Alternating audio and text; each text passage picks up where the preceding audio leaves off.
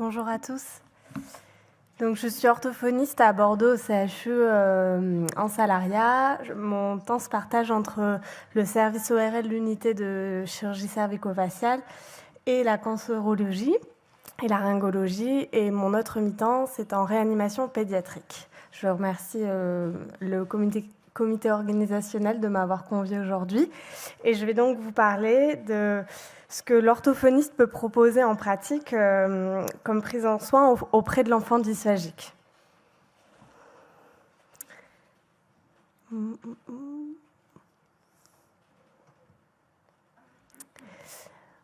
Donc, une courte introduction à mon propos, on vient d'en parler, mais évidemment qu'une prise en soin orthophonique doit être précédée par une évaluation des capacités d'églutition.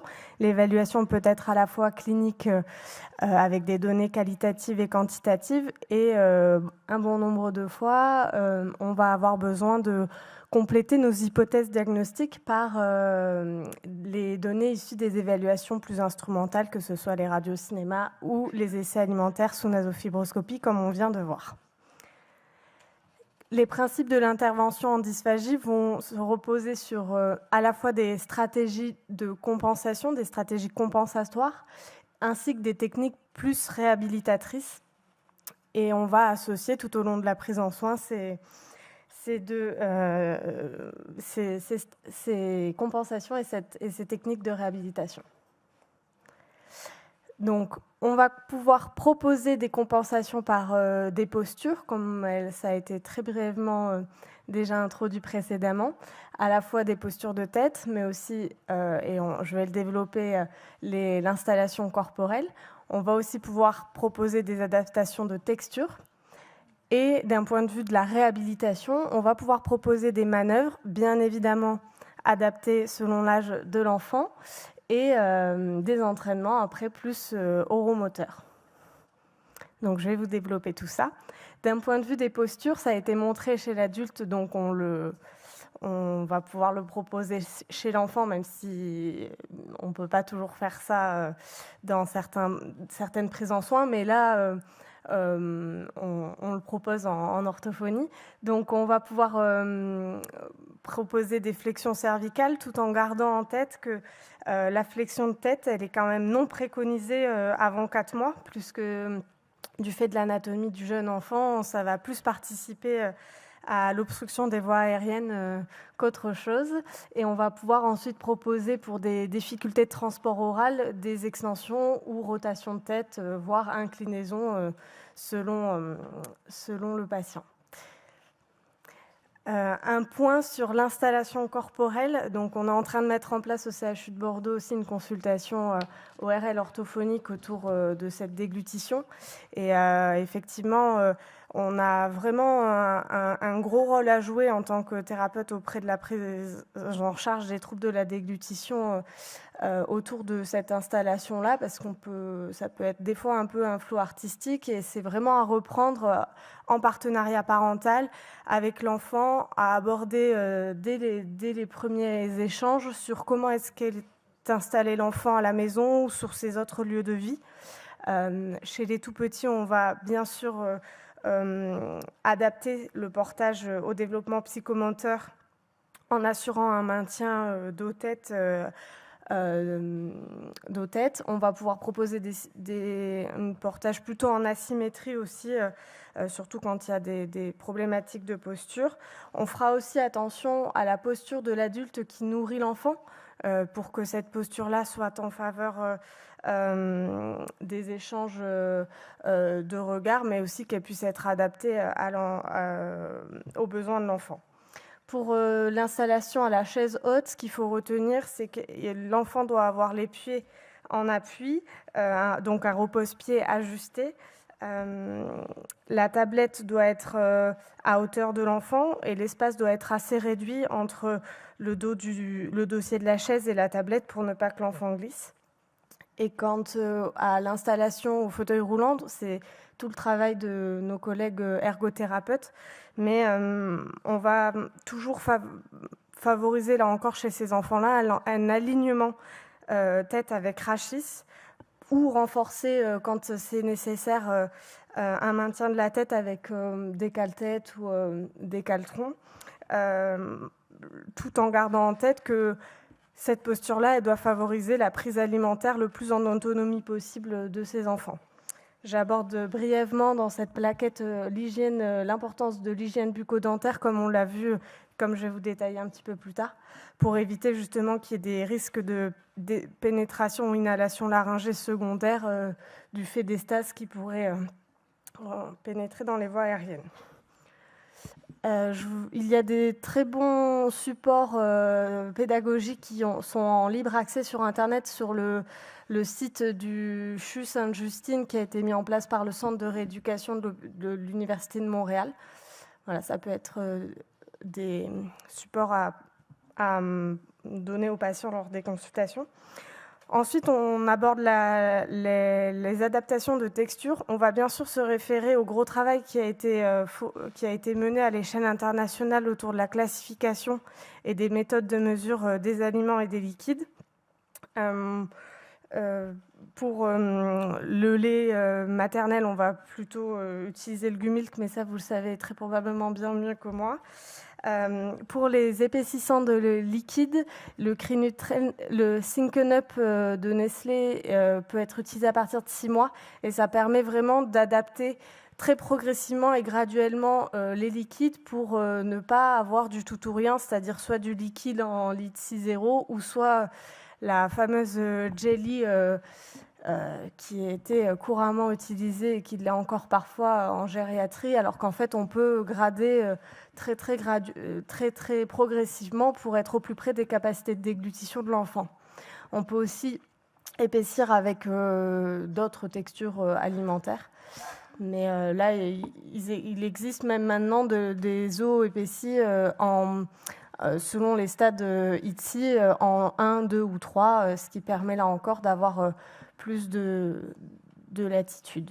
Donc il y a aussi tout un tas de supports pédagogiques accessibles en ligne qui peuvent être très intéressants d'aborder avec les parents pour vraiment homogénéiser et généraliser les préconisations alimentaires au quotidien avec eux. C'est plutôt simple à expliquer et à généraliser au quotidien.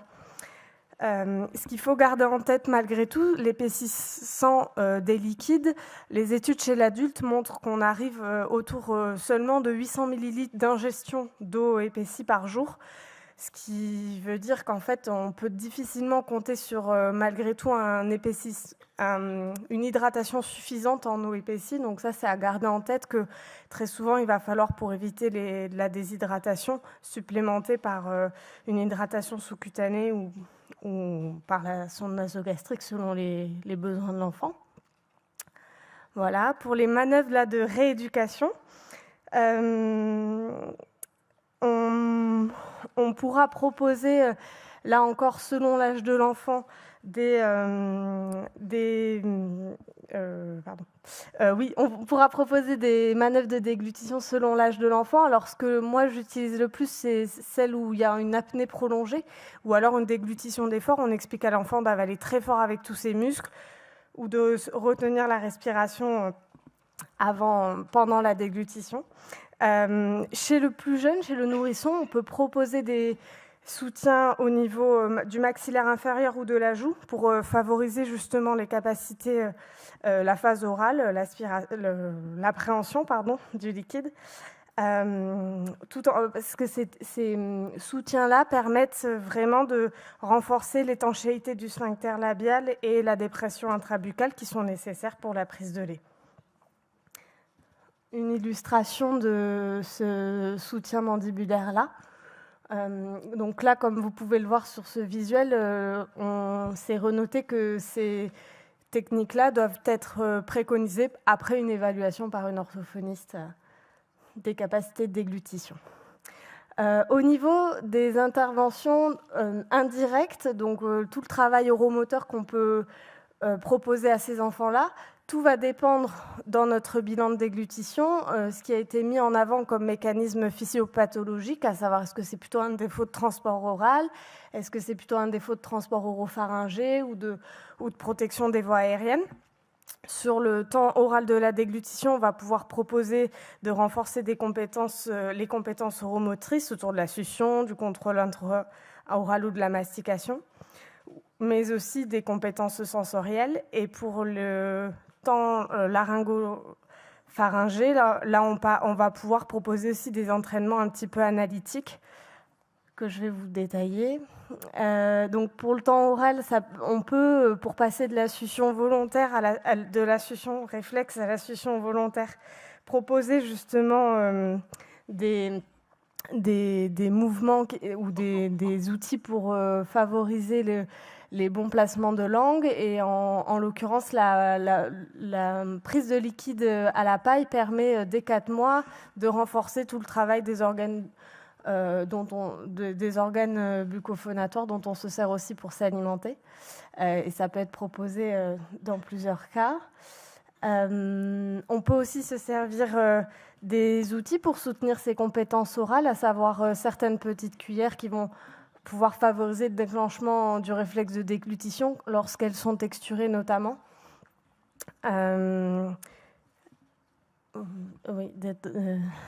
c'était des exemples d'exploration orale guidée que je peux proposer aux petits patients. Et la dernière photo, c'est juste marrant parce qu'on a beau proposer des jeux et en fait les enfants ils se saisissent aussi des câbles pour se rééduquer. Donc voilà. Je ne pouvais pas ne pas aborder l'importance de l'hygiène bucco-dentaire dans la prévention et l'intervention autour des troubles de la déglutition. Dès la mise en place de la première dent, il faut qu'une hygiène de routine avec une brosse à dents adaptée et une quantité de dentifrice adaptée puisse être proposée à l'enfant. Donc il y a plusieurs outils là aussi qui peuvent être à notre portée. Et enfin, ça a été prouvé là encore chez l'adulte que l'eau gazeuse, l'eau pétillante, a un intérêt pour potentialiser à la fois la phase orale et la phase pharyngée.